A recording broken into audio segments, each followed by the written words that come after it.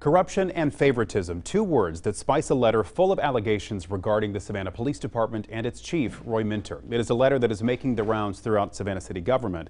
News 3's Andrew Davis got a hold of it and has been investigating ever since. So what else is in there, Andrew?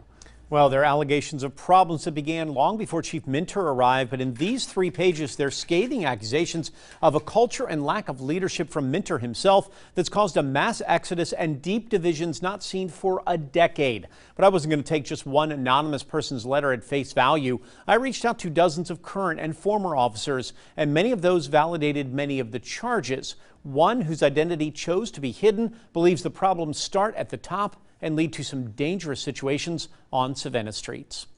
When I saw the letter, I thought, this is many years finally boiling over. Everything in that letter is accurate. A letter that talks about the corruption of ethical practices, lack of trust in the command staff, promotions that doom the future of the department, officers committing crimes that are shuffled away like dirty little secrets. The longtime former Savannah officer I talked to says he left the department for his physical and mental health because he couldn't buy into a deteriorating culture inside the Savannah PD. It appears to me that Chief Minter is dividing the department in a way that we haven't seen for years. He is looking to blame others, or at least to insulate himself from any blame. I think the department is being taken into a place where police officers are not allowed to do their job, that they are guilty by accusation of anything that comes through. They are being asked to do the impossible with limited numbers and dwindling numbers. And those numbers are dwindling rapidly. The city numbers show a total shortage of 50 sworn officers. But according to Chief Minter's own figures, those numbers include 17 trainees currently in the academy, 17 more in patrol school, and 17 more police training officers. None of these men and women are finished with their training, and they're not full-fledged officers on the beat. So the number right now is actually 103, which only 17 will finish their PTO training by the end of the month. The biggest hole is at sergeant. Right now, the city is down 16 sergeants out of 67 that are supposed to be on duty. Men and women with 15 to even 30 years experience leaving early or for other departments, even if it costs them service time and money. Sergeant is the most important rank on the entire police department. They influence everything that an officer goes through on a daily basis on patrol. And they don't have time to get out in the field and supervise an incredibly young police department, which leads to mistakes.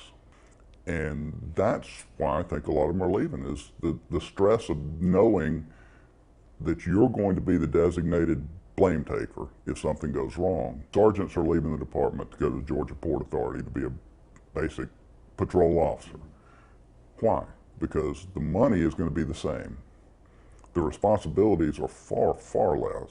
And they don't have to look over their shoulder all the time wondering who's trying to take them out career-wise. The Violent Crimes Task Force the chief has been touting has made some arrests, and homicides are down slightly from the past 2 years. But the aggravated assault with and without a gun are up from 30 to 150%. And this former officer says the blame for that starts on the streets with the lack of trained officers. The crime problem is exacerbated when you've got 8 officers covering 6 beats in an area where you need probably 12 officers or more covering those beats, doing what needs to be done every day at a grassroots level to manage crime. Instead of trying to solve problems, get ahead of problems, make problems not happen to begin with, we've created a culture there that basically looks for a designated blame taker every time something goes wrong. Well, you talked to a number of current and former officers, Andrew, and even the one who talked to you today. He decided not to share his identity. Why is that? There are repercussions for everybody involved. Even though he's no longer with the department, he's got a lot of friends there who could connect back to him somewhere. Now, I did speak to at least another police department that I spoke to, said they've got a stack of resumes from Savannah police officers on the chief's desk right now, waiting. If they could bring somebody in at that exact rank, they could have basically anybody they want. I reached out to police department representatives, including Chief Minter. Chief Minter's out of town right now. There's been no response yet from anyone else. He said he would get back to me when he's back in town from there. I'll be interested to see what he's got to see, and I'll be reaching out to the government leaders as well to see what the council has to say. Andrew, thank you. We want to get to a developing